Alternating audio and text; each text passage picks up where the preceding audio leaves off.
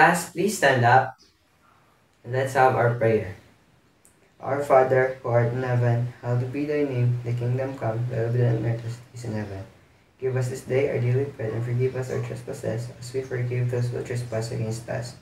And lead us not into temptation, but deliver us from evil. Amen. Okay. Good morning, class! In this class, we will be having two rules. So, the first rule is, if you have an answer or something, or you want to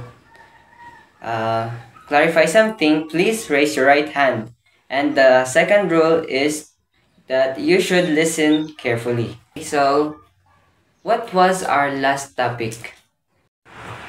So, our topic today will be about the nervous system. So, before we start, can you please read our lesson objectives? Topic for today is nervous system. Pag sinabi natin nervous system, ito yung nag-a-allow sa mga tao na magkaroon ng feelings, na ma-allow sila na magkaroon ng taste. Kumbaga, ito yung parang kumukontrol din sa mga galaw ng mga tao. Yan siya yung in charge sa pagkilos natin, yung ating nervous system. Okay, so ang nervous system ay mayroong dalawang parts, which is yung CNS or yung central nervous system at peripheral nervous system. Okay, so first let's proceed to CNS or the central nervous system. Pag sinabi ng central nervous system, ito yun siya yung ang ginagawa nito is pinaprocess niya yung mga information at saka siya rin ang nag-ascend sa different parts ng ating body. One part of the central nervous system is the brain. So pag sinabi yung brain, ito yun siya yung parang nag-control. Ito yun siya yung in charge sa pag-process ng information at saka pag-send ng information na ito sa different parts of the body, kaya tayo ay nakakagalaw. Okay, so ang brain ay mayroong tatlong parts, which is ang cerebrum, cerebellum, at brainstem. Pag sinabi natin cerebrum, ito yun siya yung in charge sa thinking, sa ating memories. Yan siya, yung kanyang gawain. Tapos ang cerebellum naman, yan siya yung mga yung body posture natin, ang kanyang kinakontrol. Yan siya.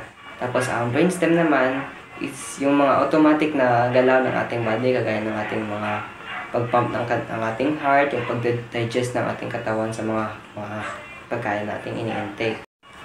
Okay, so the next part of the CNS or the central nervous system is our spinal cord. Pag sinabi natin spinal cord, ang kanyang ginagawa or gawain nito is kinoconnect ng spinal cord ang brain sa different parts of our body. Kaya tayo nakakagalaw. Tapos another function ng ating spinal cord is yung pag-control ng ating mga reflexes. Pag sinabi natin reflexes is yung parang, for example, patusokin yung mata natin, di ba, reflex natin, or yung parang ginagawa ng katawan natin is nag-automatic siya na i-close yung eyes para maprotektahan yung ating mata. Yan po siya ang example ng reflexes. So ang ginagawa ng spinal cord is parang kinokontrol niya yung ating mga reflexes. Okay, so now let's proceed to the PNS or the peripheral nervous system. Pag sinabi natin yung peripheral nervous system, ito yun siya yung parang nagiging tulay ng ating brain at saka spinal cord para makapag-send sila or makapag-process ng mga information, tapos mag-send sila ng message sa different parts of our body. Okay, so now let's proceed to the part of the PNS, which is the somatic nervous system. Pag sinabi natin somatic nervous system, ito yun siya yung nagka-control sa mga voluntary movements natin. Pag sinabi natin yung voluntary movements, ang example nito is yung walking. Yung parang yung ginusto mo na gawin. Yan ay tinatawag na voluntary movements. At ang nagkakontrol niyan is yung somatic nervous system. So the next part of the PNS is the autonomic nervous system. Pag sinabi natin autonomic nervous system, ito naman siya yung tawag dito, yung kumukontrol sa ating mga involuntary movements. Pag sinabi natin involuntary movements, kagaya na sabi ko kanina, for example, is yung mga reflexes natin, yung pag-beat ng ating heart, pag-adjust ng ating katawan sa ating mga kinain. Yan siya. So, now let's proceed to the nerves from the PNS, which will be discussed to us by Sir Robles. Okay class. What is nerves from the PNS? Ito yung mga kumukontrol sa ating katawan, sa ating mga muscles, kung saan yung brain natin na siya yung gumagalaw sa lahat ng ating bagay na sa ating body na kumikilos upang tayo makagalaw ng maayos. Akong example na dalawa. Number 1 is cranial nerves and number 2 is spinal nerves. Yung number 1 is brain. Ito yung kumukontrol sa ating muscles na para makagalaw itong muscles natin na kung ano man yung gawin natin kahit nasaan tayo magpunta. Kaya ito yung brains na makakonekta sa ating lahat ng ating katawan. Next is spinal nerves. For example, yung sinabi ni Teacher Harold kanina, yung spinal cord ay kumukontrol sa brain. Totoo yun kasi yung spinal cord ay kumukunik sa lahat ng ating parts ng ating body.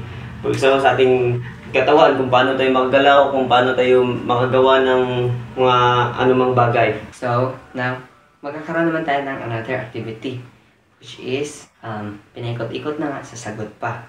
So, the same groupings pa rin. Ang mangyayari nito is, ako ay mag-spin ng bottle, tapos kung kanino nakatutok yung kanyang tip is, yun sila yung grupo na magkakaroon ng 20 seconds na mag-share ng kanilang ideas para for 20 seconds mag-share sila ng kanilang mga ideas.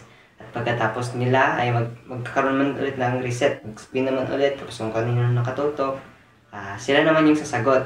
Continue lang. Very good class. So now magkakaroon naman tayo ng quiz. So everyone please get 1/4 sheet of paper. So now, since that you have already got your papers ready, so now answer the questions that we will give to you. Okay.